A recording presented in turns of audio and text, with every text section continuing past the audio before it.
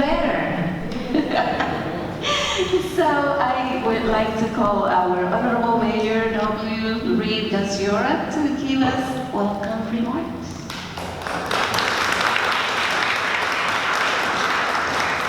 Thank you, Maria. I believe this is our third Citi-Stat. Fifth. Oh my God, time goes by. And I want to thank DCA for sparking the initiative. And I see our monitor, Dan Teresi, is here, so nobody talk dirty while he's here, because he'll report us to the governor's office. This is an opportunity for the citizens to directly interact with our directors. During our council meetings, our council persons get to directly interact with our directors.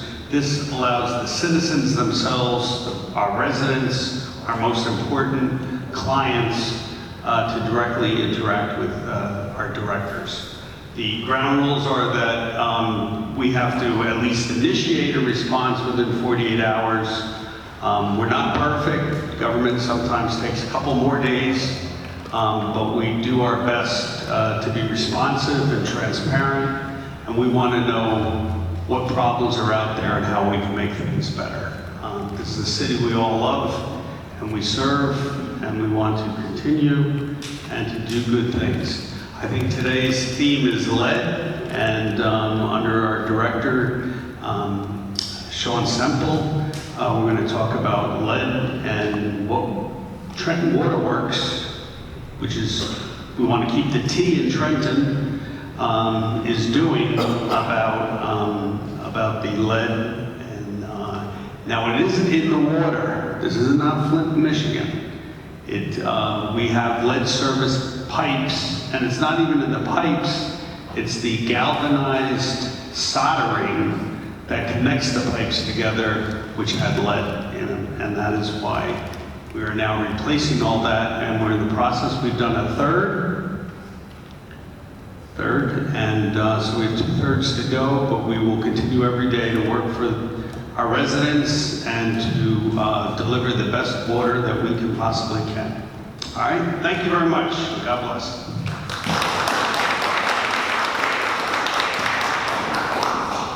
Thank you, Mayor. And so what we have been doing in previous meetings and we'll do today, we will have 3 presentations. As the Mayor mentioned, TWW will talk about lead line replacement, and the Department of Health will speak about the effect on lives that lead has, and followed by police presentation. This presentation will be posted on our website, and you will also be able to see the results of the previous meeting in terms of the complaints that you residents brought up to us, and if we have found any kind of resolution for those things that you brought up to us. After the presentations, then we will hear your complaints, and if feasible, we will have our directors or the staff to respond to them or to give you some sort of advice. So now I will call Director of the Water Department, Mr. Sean Semple.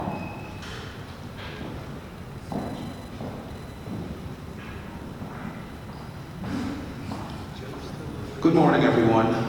My name is Sean Semple. I'm the Director of your Trenton Waterworks and Sewer Utility for the City of Trenton.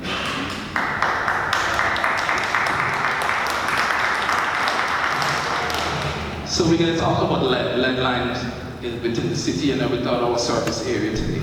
With me, I have the young lady who manages this very difficult task of the lead line replacement throughout our jurisdiction, and especially the City of Trenton area. So I'm going to hand you over to Naomi De La Puente, and she's going to go over what we've done so far in terms of the lead line service program.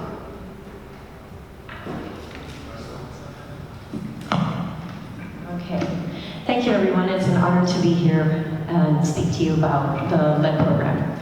90 to 95% of my work at Trenton Waterworks is lead program related. So if I become a little too jargony or I rattle on a little too long, Sean will say something discreet and I'll get back on track because it's a complex subject. So I took over the lead program in August of 2022, so I just completed my 3rd lead anniversary. And what we have done, next slide, please. All right. One of the things we did was we learned from my predecessor who managed phases 1 and 2. A phase is a construction project that groups together a large amount of lead service lines in one construction project. And that just helps us manage it more easily and get more money from the IBank. So we learned a lot of lessons, and we put those into the ordinances that the City Council passed in 2024. So there are 2 ordinances, if you want to look up, you can. One is Ordinance 24-020, and the other is 24-022, and I refer to them in a shorthand manner of free and mandatory. What this did was it took a program that was voluntary and made it mandatory, and a program that used to cost $1,000 for the person to participate and made it free. Because what we learned was that although $1,000 in the construction world may be a sweet deal to get your lead service line changed out, it was unaffordable for many of the ratepayers. And it also interfered, the voluntary basis interfered with Trenton Waterworks' ability to create an orderly and organized construction project that went methodically from neighborhood to neighborhood. So we decided free and mandatory is the way to go, and we save a lot of money on the construction costs and the planning. Okay. Next slide, please. Thank you. So why do we care about lead? What's the big deal about lead? It's no level of lead is safe for a person to ingest, and it is extraordinarily harmful for children and pregnant women.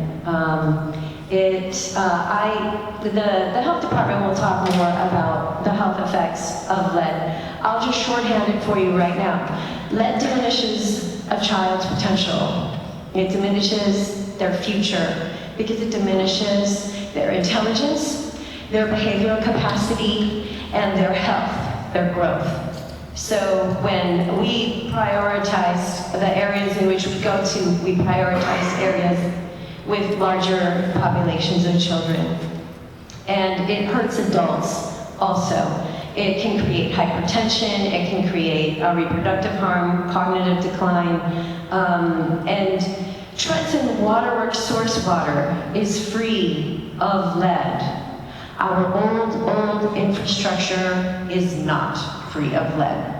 So we're going after, and it's the pipes, it's those skinny little service lines in between the water main and the street and your home. And that's what Sean will be addressing. Okay, one of the challenges of the lead line service, people is not aware of the responsibility of a service line going to your homes. So historically, the utility is always responsible from the main, where you see that little car driving, to the curb or your property line. And from there to your home where your meter is the responsibility of the homeowner. One of the challenges we have faced, and we have to go an in-depth inventory program, is that we're required to change all with this program. From the main all the way through to your meter. We cannot leave any lead behind. We can't do our side and leave yours not done. So that's why it became free and mandatory. The challenge we have, we do not have the records of the home side. We have all the records for our side because we were never allowed. Historically, it was never something that was done. So some of the challenges we need to get into your homes to identify whether you have lead, whether you have your service line changed or not. And if it's not changed, we have to get it. It's mandatory that we get in there and change it because we have a deadline that we have to have all the lead out of our system. We have 63,000+ service lines in our system. And half of that still needs to be replaced. So we could need your help.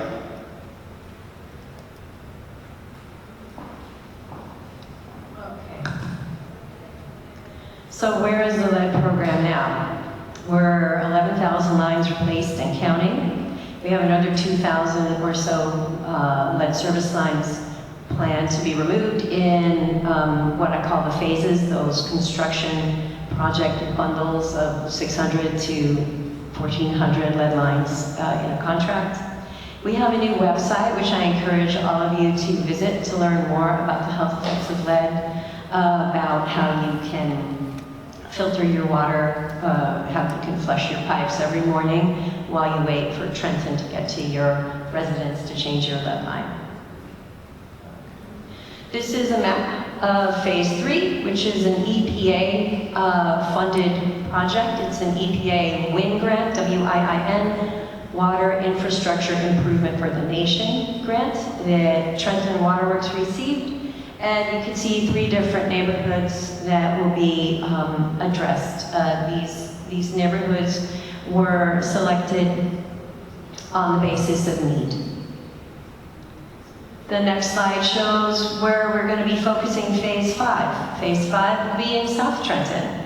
Approximately 1,400 lines will be replaced. We're doing some more in Ewing and Lawrence to follow the paving plan. Paving is something important that the lead line needs to stay on top of because there are road moratoriums, and so with 2031 looming, we have to get in there before that 5-year moratorium kicks in. So you can see the neighborhoods in the vicinity of South Broad Street, Jersey Street, Blair Street, South Clinton, Franklin Park, and an area around Grace Dunn Middle School. Next slide, thank you. This is a screenshot of our website. I've highlighted 2 important parts in the red ovals, and those are the check your line. There's a map feature that you can go on there, type in your address, the address of a friend, family member, and see what we know about their lead line. This is a public-facing map, and it is a requirement of the lead regulations. The other thing I have circled is the English-Spanish toggle para nuestros residentes que hablan español. Pueden trasladar el website en español y tiene todo trasladado para usted, excepto las instrucciones del mapa. Lamentablemente esos siguen en inglés porque el mapa no tiene esa función. Next slide. Community participation, so as Sean mentioned, your service line is not our stuff. It was never our stuff. And because it was never our stuff, we never tracked it. And then the regulators did not care that we didn't own it. They're making us change it. So we need your help. We need your help in identifying your side of the line. As the pipe comes out of the wall, goes into your water meter, there's a little illustration. On the website, there are instructions for doing a little test. You need a magnet and a screwdriver, the back of a butter knife, the back of a key. So a magnet will stick to a galvanized pipe. We replace galvanized. Lead pipe will scratch easily and leave a very pretty, shiny little line. We replace lead. If it's copper, if it's plastic, anything else, we will not replace. And if you are able to, and a little internet savvy, you can take photos of the test results, and you can submit those photos through our website. We collect that information.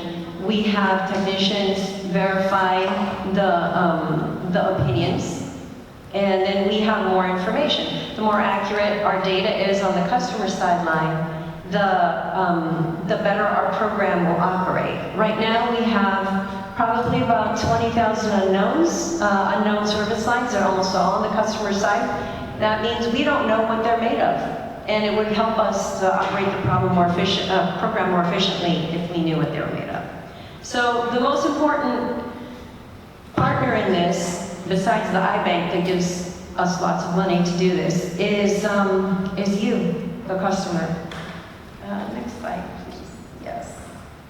Okay, and now there's a lot of renters in Trenton. So what can you do if you're a renter? You still have a lot of agency over this process as a renter. You can identify the line. You can contact your landlord or your property manager when you get information. left on your door, through email, through regular mail. You can ask the property owner to fill out a right of entry, which we need their permission to access the property. But you're the person in the building, so we're going to need your help on the day of construction. So you can be there and give access to our construction crews and let them into the property. And you can also rat out your landlord or property manager if they're not responding. And you can contact Trenton Waterworks and let them know. We, in order to be thorough, when we go into a construction phase now, we try to get every single house in that block, in that census tract. We don't want to leave any lead behind because it's going to be a bigger expense and a bigger pain for us later on doing that final sweep over all the holdouts. So we really do work hard to contact everyone. Next slide. Here's our inventory. I love numbers, so I apologize for those of you who don't. We have 15,000 lines in our system that are known lead or galvanized, which are the two we're replacing. We have 19,560 that are unknown. So we need those surveys. That's about a third of our system. Our system is about 62,000 lines. So you look at these proportions and you begin to see that Trenton Waterworks has a substantial number of lead service lines in the system, which is a substantial financial burden. And so far today, if you look at that bottom number, oh wait, can you go back? Yeah, go back. Final numbers so far, we've spent or encumbered $88.5 million on lead replacement. Okay, so now to you, Frank. Yeah, all right. Here is a list of information sources. Please use them. Please call in. We could come out and help you if you're not able to do it yourselves. So this comes to the end of our presentation. So thank you.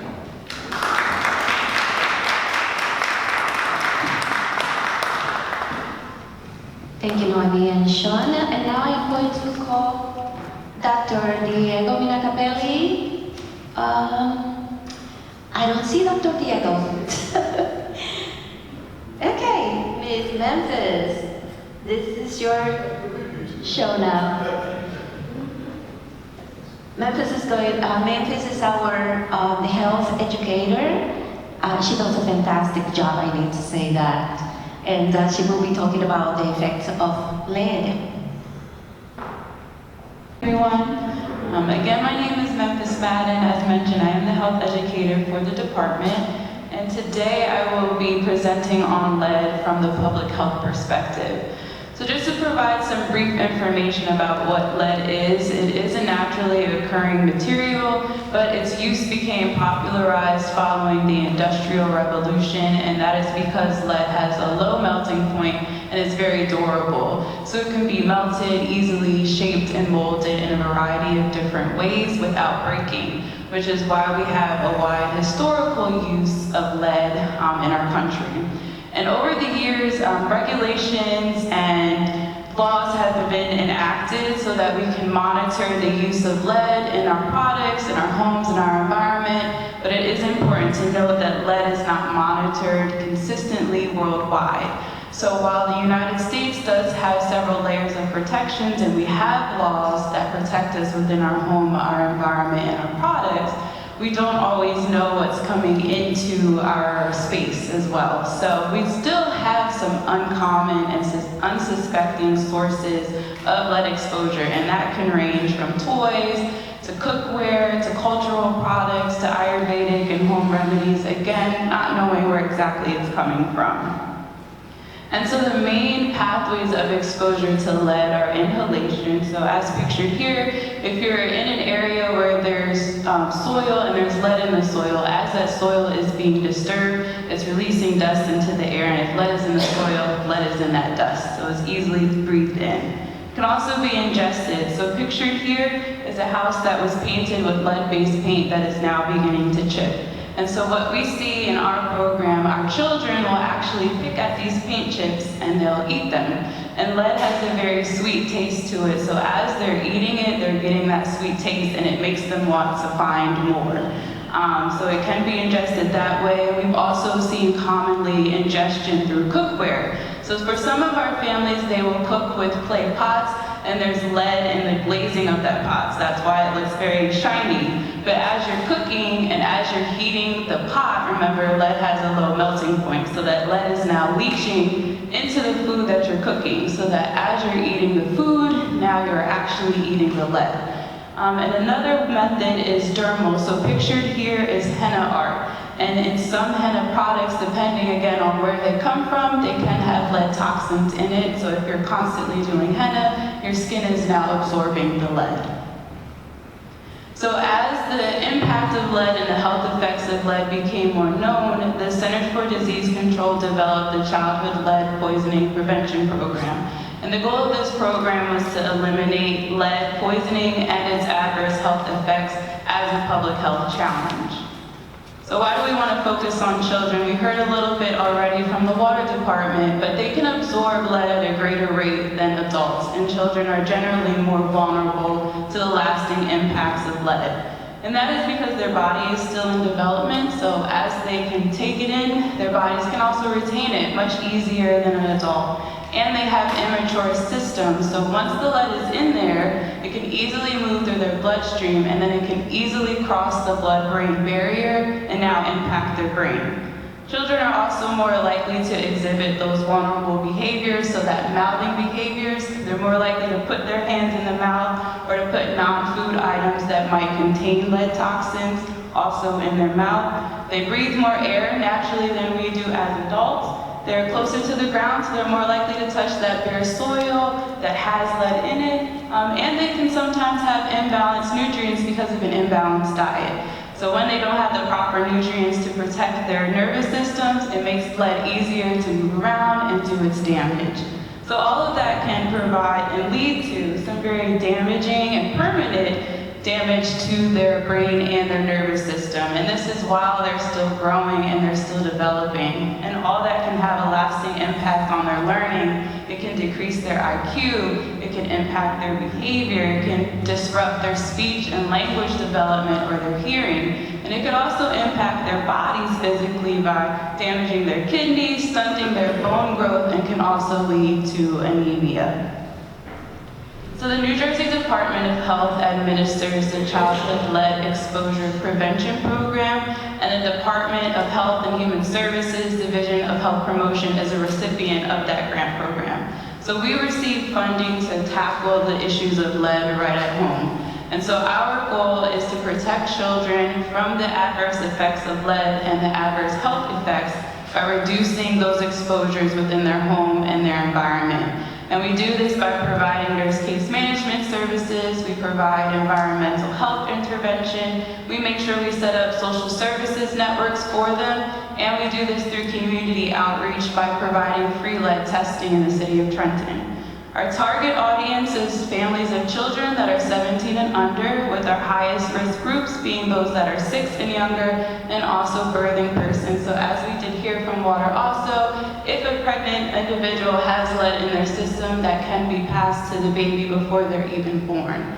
So we provide these services primarily to the city of Trenton, but we also service Greater Mercer County with the exception of 2 municipalities.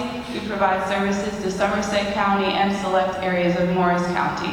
And our intervention and our services kick off after a child has received a blood lead test. So depending on what that level comes back, then we will begin to intervene. And you can find out more about our program by going to the city's website. We do have a webpage that is dedicated to the lead program.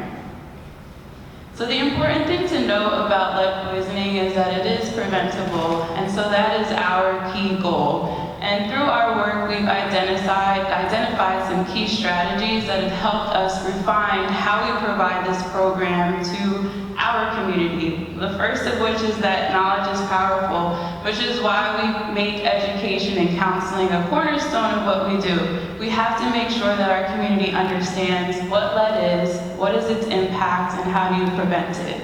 We also recognize that we have to maintain diverse expertise, especially since our community is growing, it's diversifying, and so it's our job to make sure that we can meet that need, that we can still communicate, and that we can still provide the service. We also recognize that not every family here has the option to go to the doctor, get a prescription for a lead test. So by providing that service for free, we're closing the gap, and not only are we the first step in looking into that child's health, we are now the first step in connecting that child to some necessary resources. We also have learned the value of partnerships and creating a referral network. So there's a lot of resources in Mercer County and the city of Trenton of people that are doing the work of lead and trying to protect this community. So the more we know about our partners and the better the relationships we have with them, we can now refer our families to even more resources. And the last piece is that we realize it's important to participate in collective decision making. So we work very closely with the New Jersey Department of Health's lead program, which is vital for us because they're a direct line of information, and we're able to reach out to them with some of our toughest cases to make sure we're doing the right thing. And what we find to be most challenging for us is that lead is only one symptom of a larger challenge for a family. So while we're there concerning a child and that child's health, now we see that the family is experiencing more gaps. And so it's our responsibility to make sure, again, we're connecting them with what they need so that the entire household can maintain optimal health and wellness. And there are some simple things that we can all do for the children of our lives, for our families, our household and environment that are easy. For our children, the main thing we want to encourage is testing. You can test at 2, you can test at 16. We just want to make sure that our children are getting tested.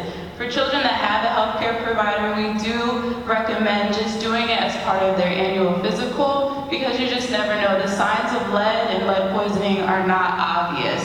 But some things that we would want to be watchful for are changes in their development. So if we see them progressing nicely, but all of a sudden they stop or they regress, we want to look for any physical symptoms. So some complaints, constant complaints about stomach issues or headaches, sometimes that can be a sign. Or any behavioral changes, so anything that's outside of the norm for that child could also be a sign. In our home, we simply want to keep it healthy. That means keeping it clean, keeping it safe, keeping it maintained. And we encourage wet cleaning, so wet mopping and wet dusting. That way you're capturing the lead rather than kind of sweeping it up and letting those lead dust particles just recirculate in your home. So we encourage good cleaning practices and consistent cleaning practices. We also want to encourage good nutrition within our household and diets that are high in calcium, iron, and vitamin C, because all of those vitamins make it hard for lead to stay inside and to do its job. So we want to make sure we're encouraging foods that are rich in those vitamins. And then for those of us that might live in an older home, which is likely in the city of Trenton, built before 1978, we want to make sure that we're watching for any chipping paint, because that's a clear sign that you have lead-based paint in your home. And within our environment, it's kind of hard to control what's going on, but we can control how we respond to it. And so one of the things that we really encourage is frequent hand washing. Washing your hands with soap and water is one of the best ways to stay lead-free. It is a good rule of thumb for cold and flu season, and it's an even better rule of thumb for lead poisoning prevention. We cannot stress that enough. And another good rule of thumb is to leave our shoes at home because we're traveling a lot, or at the door. We're traveling a lot through the day. We're not sure what we're coming into contact with. So it's best to just, when we get home, take off our shoes, leave them at the door so that we can prevent tracking any lead into our homes and our environment. And as I mentioned before, we do have a lot of partners and a ton of resources in the area that can assist with lead, including our program. So the first resource that's listed is the United States Consumer Product Safety Commission. So this is a website that captures any product that has been flagged or recalled due to lead toxicity. So they do watch for other toxins, but they're really great at capturing products that have been recalled due to lead. All of the following resources are organizations that have lead programs, whether they provide resources, some provide funding to remove lead from older homes, so all of that is listed here as well. And then the final resource is the New Jersey Department of Community Affairs. Right now we have funding for lead abatement and remediation, so the removal of lead from our homes through the LRAP program. As mentioned, we have several LRAP partners in Mercer County, but that is where you can find all the information for tenants and property owners to work on removing lead from their home if they live where lead is evident. And with that, I just want to thank you for your time and your attention.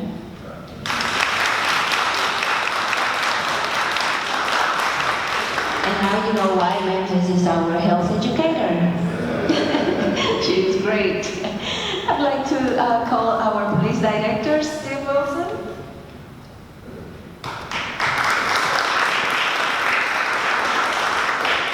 Good morning, all. I don't know how I follow up Memphis. That was awesome. But I'll try. So for our September Citi-Stat, these are our citywide crime analysis, our year-to-date statistics, comparing last year's time period to this year, and we're doing pretty good. In homicides, it's down 23%. Sexual assaults are down 48%. Robberies 30%. Aggravated assaults are up a little bit, and burglaries and thefts. Our property crimes are up. That's largely it's not due to us not making any arrests, but our property offenders are often released to commit crimes again. So that's something that we face on a daily basis, and we are making arrests in that regard. Our auto thefts are down almost 8%.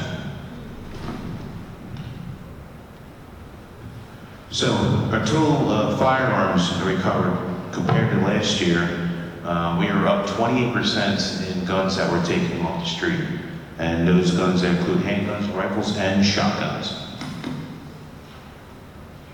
These are our calls for service comparing last year to this year. You can see that they're roughly the same. The highest call volume that we have going on, the north and south are just about the same. And these are our arrests by district. In the yellow is 2025, in blue is 2024 on our bar graph, and the change from last year to this year is we are down 4.65%. And I think the reason for that is because our clearance rates, meaning the amount of crimes that we're solving, are higher this year than last year. Okay, so on this slide here is the complaints that were received and what we did about them. So drug dealing and crowd gathering near the bus stop in and around Oakland and Hoffman. We have a 65% increase in generated assignments out there by our police officers in response to that complaint. Second is increased transient population and prostitution in the area of South Clinton. So we conducted several undercover operations since that complaint. There are some more, but at the time this slide was created, we hadn't done them yet, but we locked up a numerous amount of prostitutes and those who come to participate in their services. So that would be in the South Clinton area, and South Broad and Chestnut Avenue area. So at the end, before I turn it over to our East Ward community detective, these are our clearance rates for our violent crimes in the city. For our homicides, it's 75% clearance rate. For our shooting response team, for persons that were injured during a shooting, our clearance rates are 78%. For our shootings where no one was injured, our clearance rates are 67%. For robbery assault, our clearance rates are 63%, and for our arson unit, our clearance rates are 93%, which I'm proud to say is above the national average in each of those categories. So with that note, I'd like to introduce Detective Angel Turner. She's our East Ward Community Affairs Detective.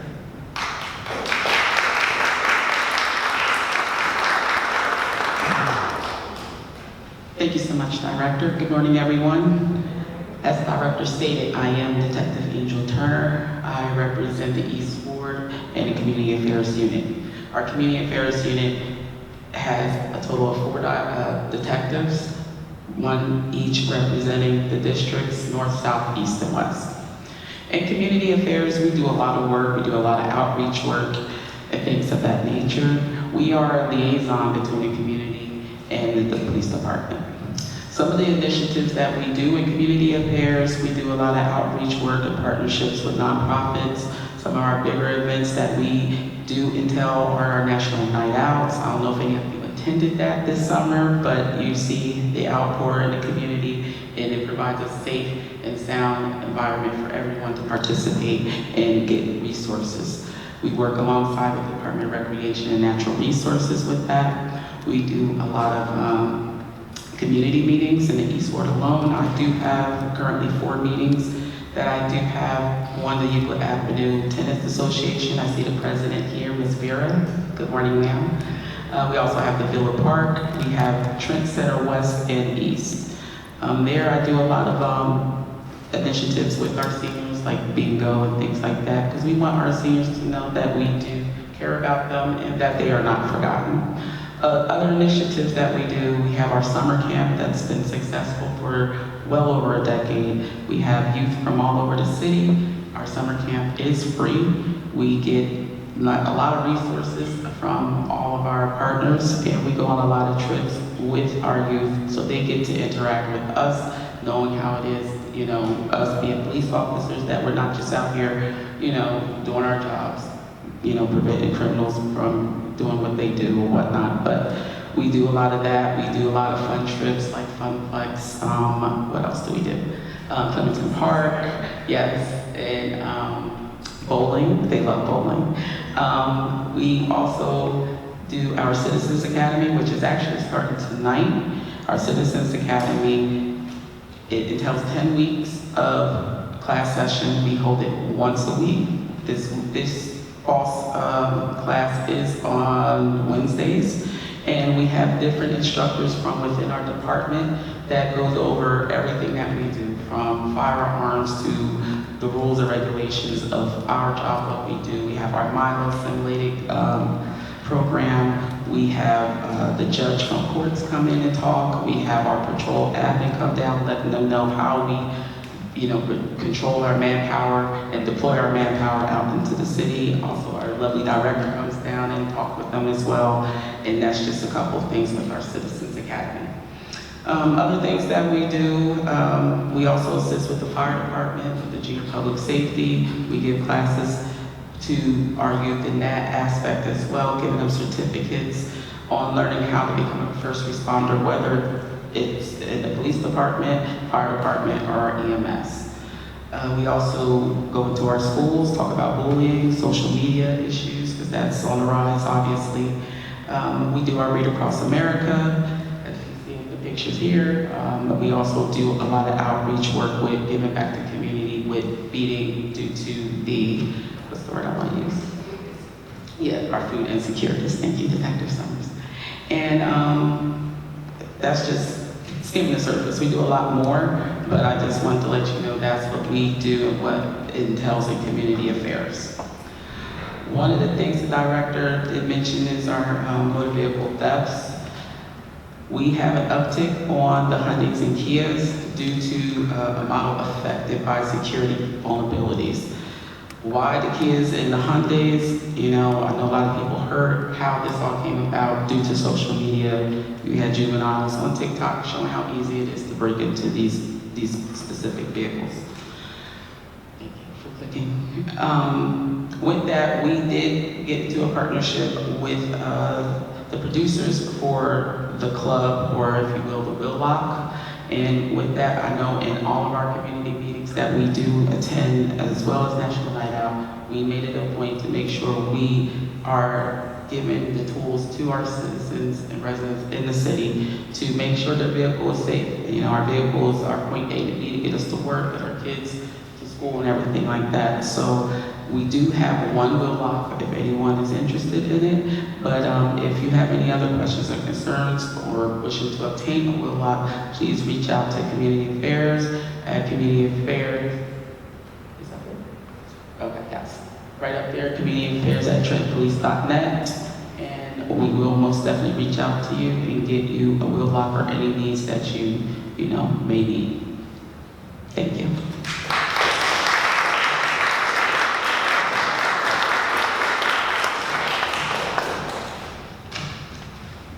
Thank you. And all these contact numbers will be up on the city's website when I post our presentation. So please take advantage.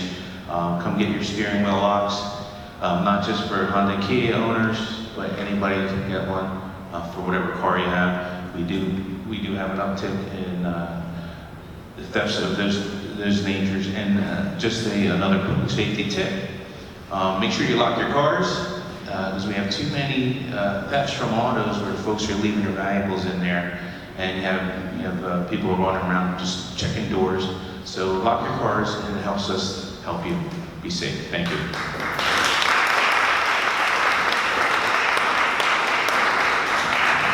Thank you, Police Director. Thank you, Detective Turner. Good job. I learned that my vehicle is on that list. So now we are going to hear to your concerns.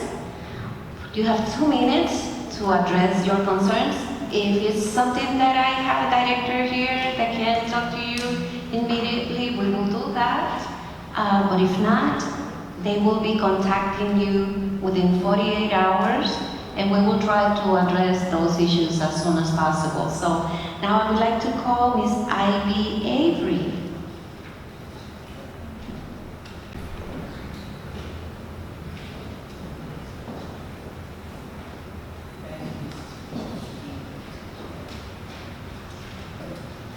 I'd like to just first really say quickly, I had a funny thought. I don't know why it jumped into my mind. I wish I had one of those voices like they have on the radio, where the person can have like 1,000 words in 6 seconds, then I can say everything I wanted to say. No, but I came really to say thank you, because I've asked for quite a few things over the summer. And I wanted to thank Ms. Donna Terry and Mr. Weah, because they worked very closely with me, and these are the things that I asked for, and these are the things I got. Trash cans placed in strategic areas in my neighborhood. I'm really very concerned about litter in our environment. So they're there, they haven't been stolen, so I thank you for that. School crossing signs, with the help of Councilwoman Feliciano, I was given 4 through Public Works, so I want to thank you. The only thing is I got to drag them out and take them in every day, but that's okay. It's okay, it's what I asked for, and it's really helping, because we have a very busy intersection that really does need some assistance over there, either another crossing guard or maybe a police officer, but that's a whole nother story. The cleaning of an alley in the rear of my house in the back of West End, it was terrible with dumping. They had trucks over there like 2 weeks ago, must have been 4 trucks, 5 trucks, I don't know how many. They cleaned it out, it was amazing, and thank you again. And I also asked to have the bushes cut off of the fencing around Mercer Hospital.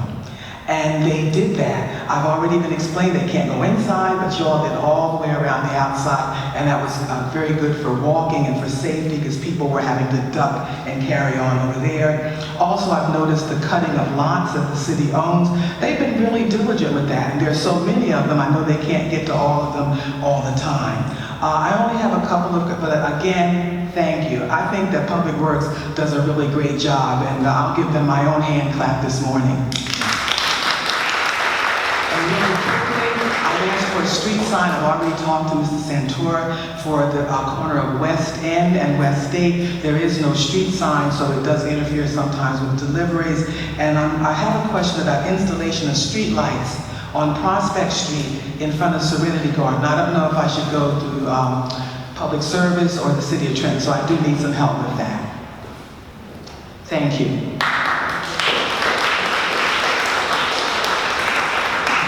Thank you, Ms. Ivory. Thank you for taking the time to acknowledge our departments. That is really important too, so I really appreciate that you did that. Thank you. Maricelis García. ¿Usted no quiere hablar o solamente quería traer perfect. She doesn't, she just needs to talk to Director Sample. Thank you. Dr. Cherise Smith.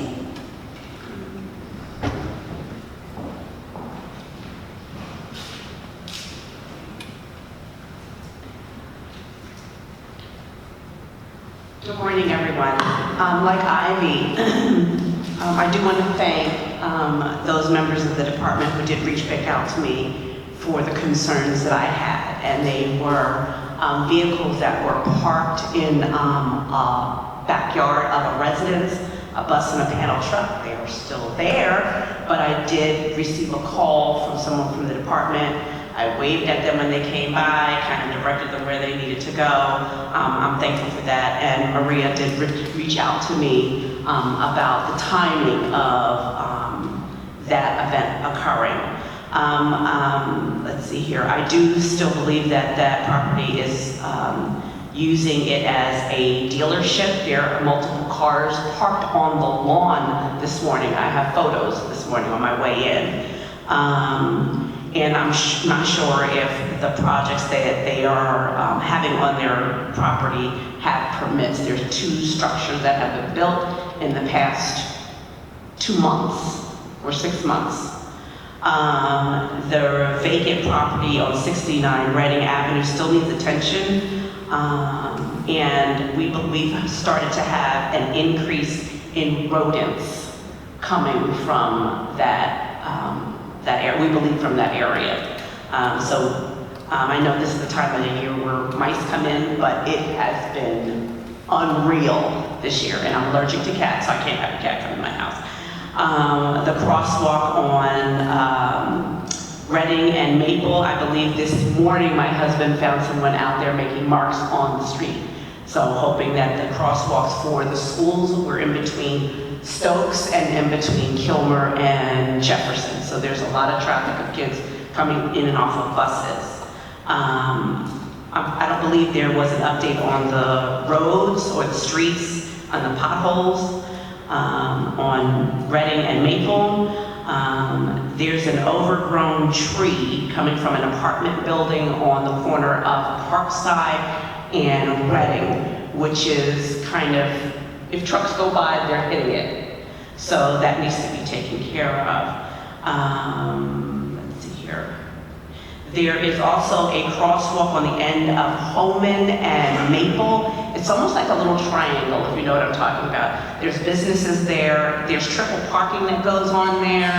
And that happens to be a bus stop for several schools, including the private schools who drop and pick up their kids.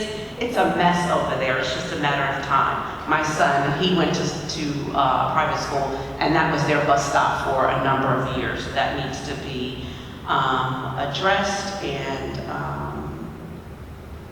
that's it. The lead program, that was wonderful.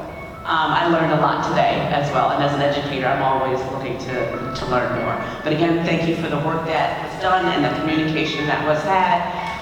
But I will make it a point to come here to update on the progress, the good, the bad, and the ugly. Thank you.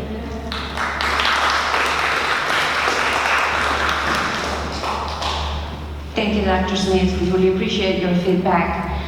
Ms. Lily Kresevic, I tend to kill the names.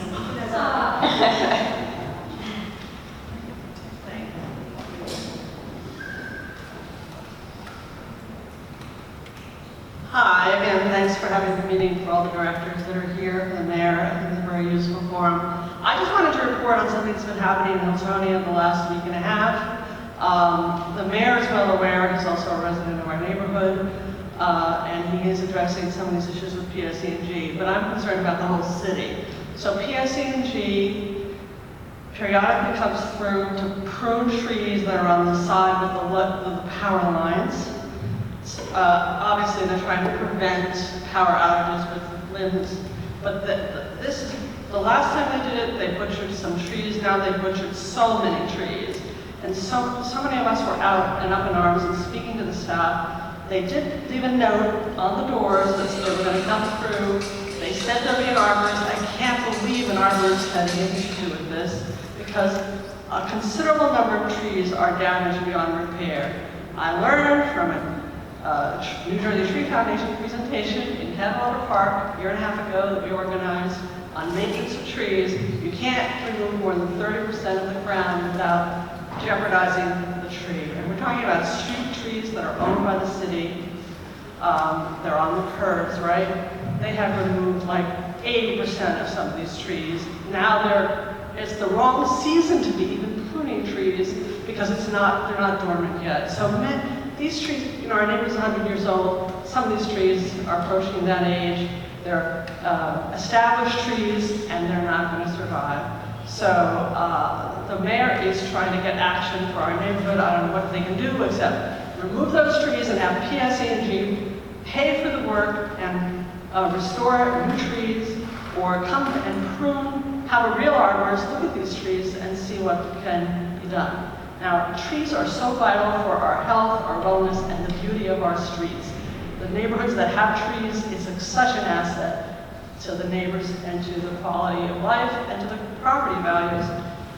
I'm concerned about the rest of the city because they just went through with let's chop everything. So I want the residents to beware and speak up for your trees, and for the city to try to get them to stop doing this butchering.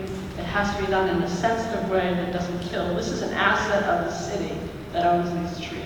So we're all up in arms. It's very heartbreaking to see. If you want to drive through Cornwall, Cadwallader Drive, Buckingham, you'll see what I'm talking about. It's just sad to see these trees that are now a dust door, these very large trees. So that's all I wanted to alert people for. And also about the lead lines, thank you so much for the presentation. I just have a question. This might affect other people. Like 10 or 12 years ago, when the replacement program first began, where the homeowner was asked to contribute $1,000, a lot of us did go and test our pipes and recorded that data. So does the city still have that data, or do you want us to report it again? Because my pipes are not lead or galvanized.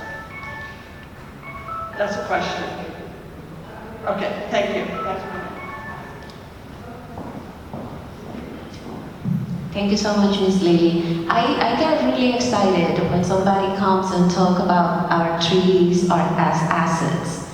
Paul, our director of recreation, knows that I get really mad when we have to remove any trees. That instance, and I am going to speak about that for 2 minutes, just because we're not able to call PSE&G and have them to come here for this meeting, but Paul, the Parks and Recreation Director, and myself actually showed up in Hiltonia last week. We were chasing PSE&G, and I actually have to tell them, you are not continuing any work here. You need to stop now. And so the mayor made several calls, Paul made several calls too, and I think we will have a meeting next week with some of our top representatives, because the individuals that they send to maintain those trees, right? They are contractors. And so they just do what they are asked to do. And they said that the state forester approves their work, and I said, I am a forester, and this is not how you trim a tree. And just like Ms. Lily said, this is not even the time to be trimming trees. And so hopefully we will get some support from PSE&G in trying to do better for the city. But we are doing our due diligence in contacting the right people, PSE&G, to avoid that to continue to happen. Ms. Sandy Sarceño.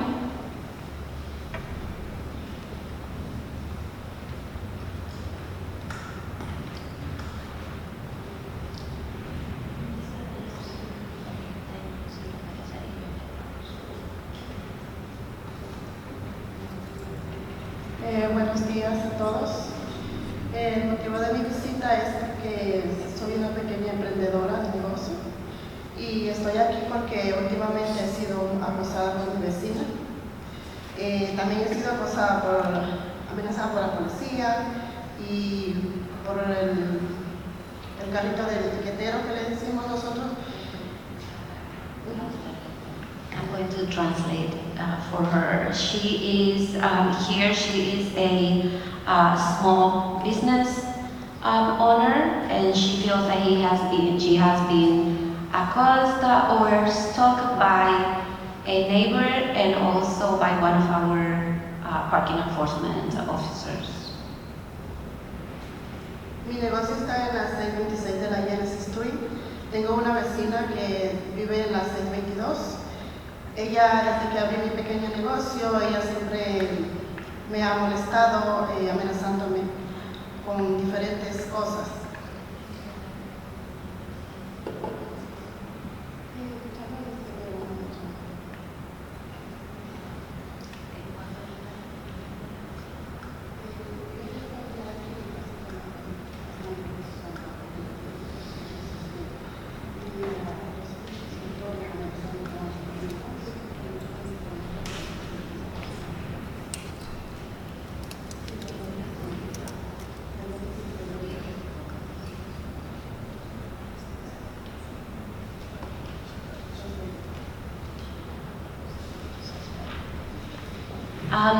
Just because of the sensible issues that she's talking about, I really would prefer to have a private conversation with Ms. Sarceño and have the police director or the community police officers to speak with Ms. Sarceño and probably Yolanda, our director of housing and economic development. So thank you.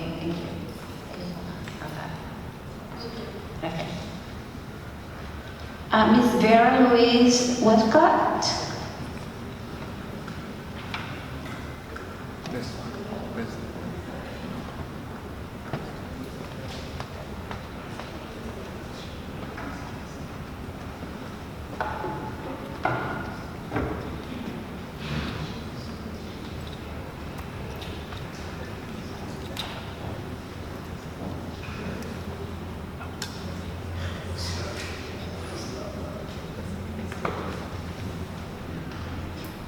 Good morning, everyone.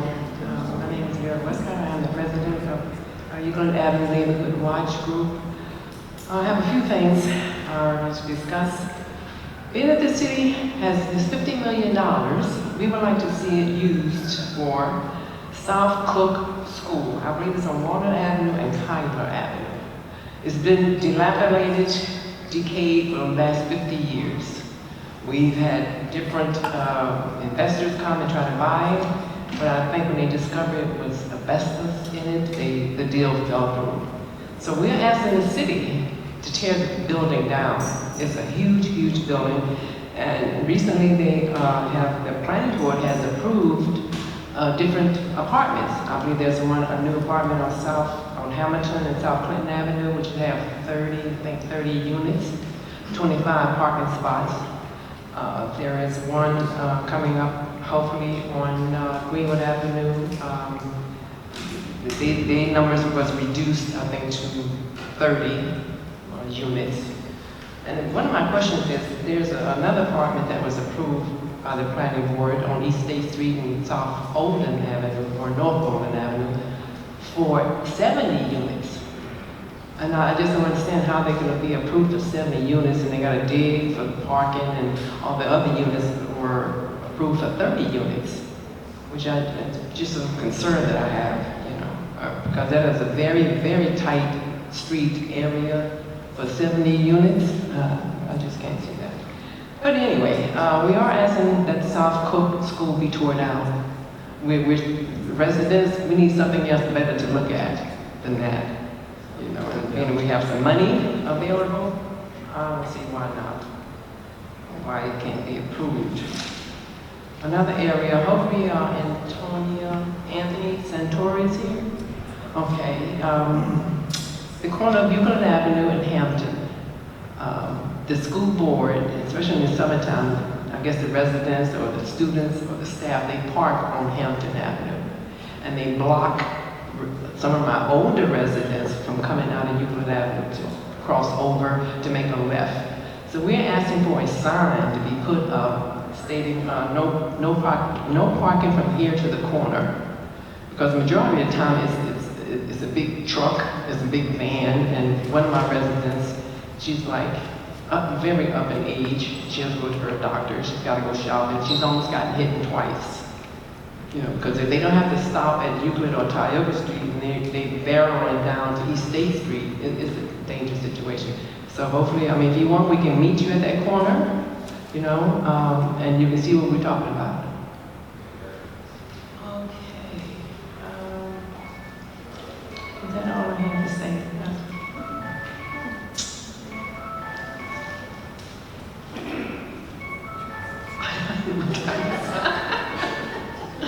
Okay, hopefully I made my point, especially myself, the school, we want that tore down. So please, help us residents, okay? Thank you.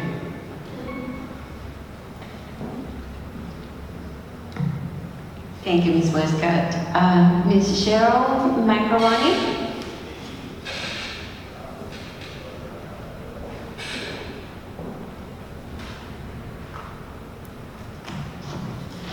Good morning, everyone. I just have some questions and concerns about the Trenton Animal Shelter. First, I'd like to say thank you for the opening up of the satellite office down at, I believe it's in Columbus. So some of my questions and concerns are, what steps are you taking to reduce the number of dogs that are actually coming into the shelter? Such as, are you enforcing the no breeding ordinances unless you pay $300? Is there education going on? Warnings about finding people who are breeding, and also are fines being imposed when you find the people that are breeding that don't have the license in order to breed? You might consider Asbury Park's new ordinance that basically has banned breeding outright. No $300 paying, it's just an outright ban in the city of Asbury Park because they have the same problem as Trenton does. Two is, how much exercise are the dogs being given daily? I know that you have probably dogs in crates and also dogs in runs. I don't know what the percentage is, how many dogs are in crates, how many dogs are in runs.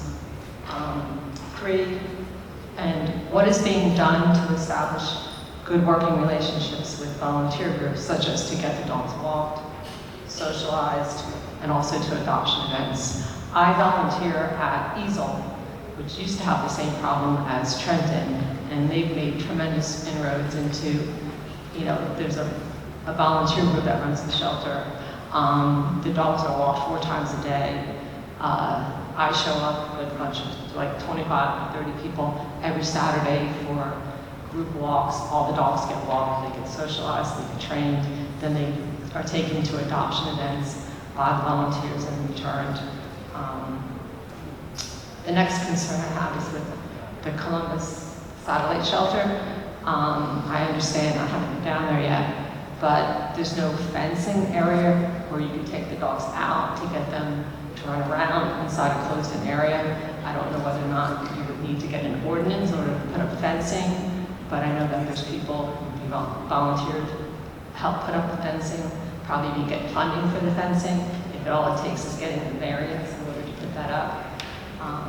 So I'm just looking for some, you know, answers to these questions and concerns, but also trying to work together to actually get these things accomplished. Because one of the things is we can do all these things about the back end of the dogs coming into the shelter, but I think it's important to try to keep the dogs out of the shelter. Like I said, through, you know, education, maybe they need funding on, you know, how to help in feeding or low-cost space to neuter, whatever it is, whatever the reasons are for giving up the dog. I think through education and some assistance that we can keep the dogs from actually coming into the shelter. But thank you. Thank you, Ms. Macaroni. Ms. Ian Donalo? Oh, okay, she's, okay, thank you. Ms. Marlene Waters.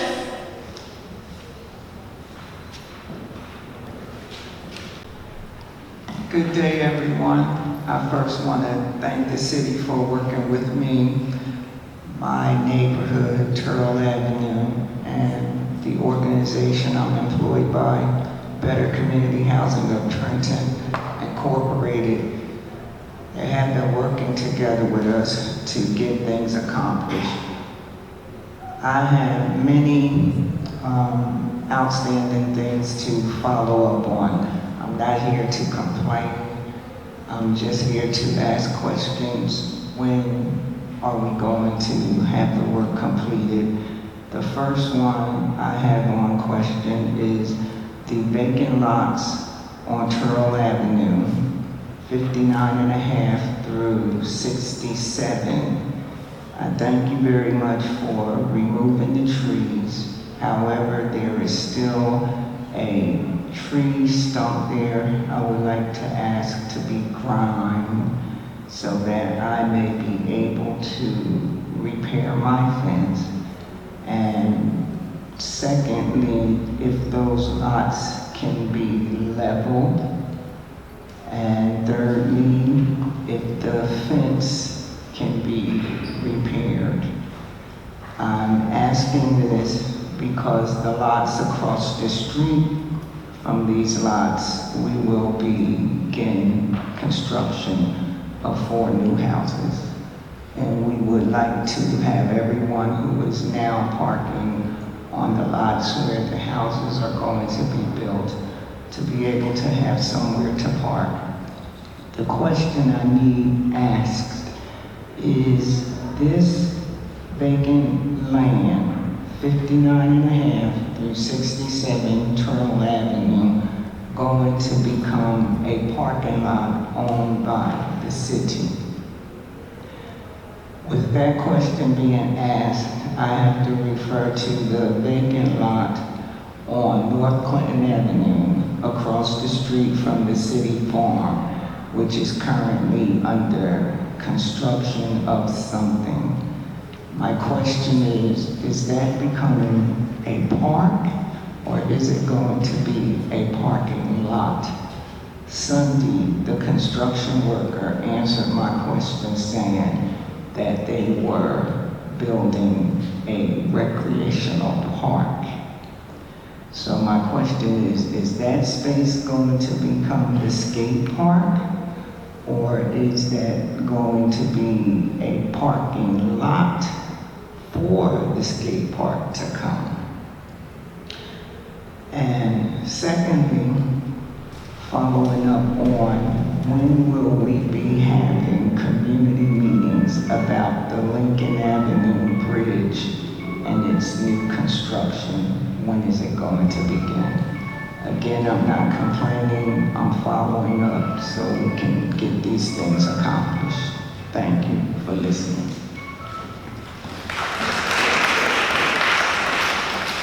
Thank you so much, Ms. Marlene. I will address just the Lincoln Avenue Bridge. That is a county project. We don't have information yet as of when they will be having community meetings. If we happen to get that information, we will let you know, but I just wanted to make sure that you were informed that that is not a city project, but that is a county project. Mr. Louis Ray.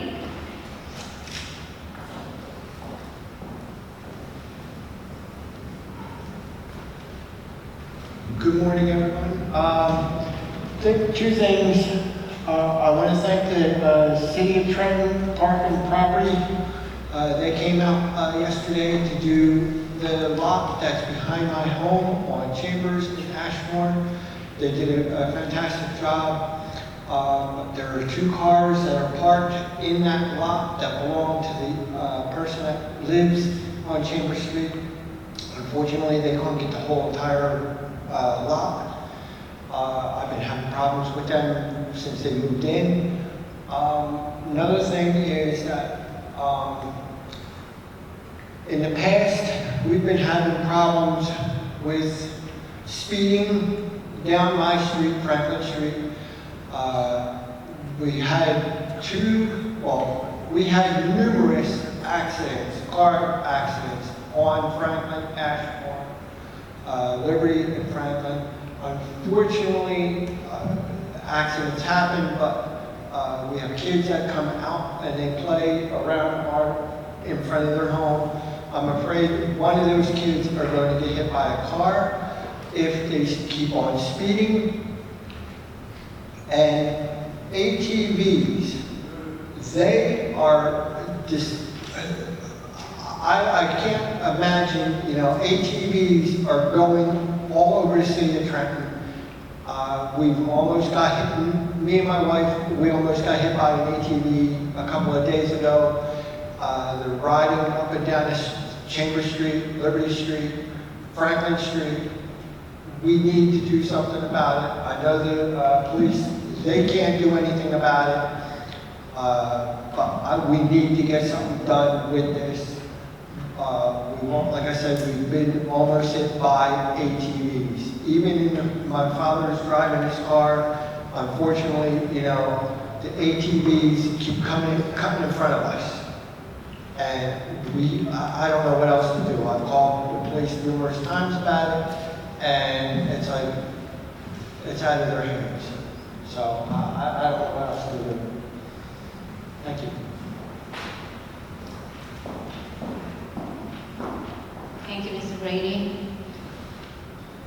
Ms. Daryl Bluesnavage.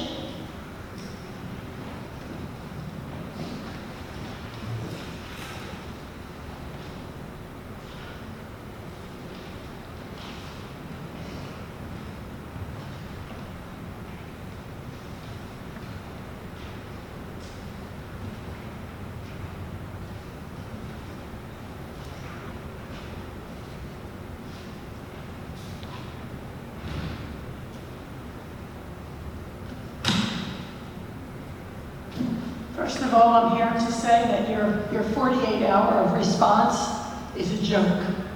I was here in June and made a presentation, and I have not heard back from the Citi-Stat people. It's now September. I know they said there would be a delay because it was June 19th, but I'm still waiting. I came and I'm still complaining about an unlicensed auto repair shop in a residential area. It's not approved by DCA, the Uniform Fire Code, and it's not approved by motor vehicles, which I also found out they're supposed to be approved by. Jamaica, the police department has been very helpful, but the problem is people have come out to inspect, and of course they know your inspectors are done at 4 o'clock, so they work afterwards. The other night, somebody was working on a truck down the middle of the street at 9 o'clock at night, on Sunday night. So I'd like to know what could be done for this. We're still waiting. Been complaining since December. Thank you. So on Perdicaris Place.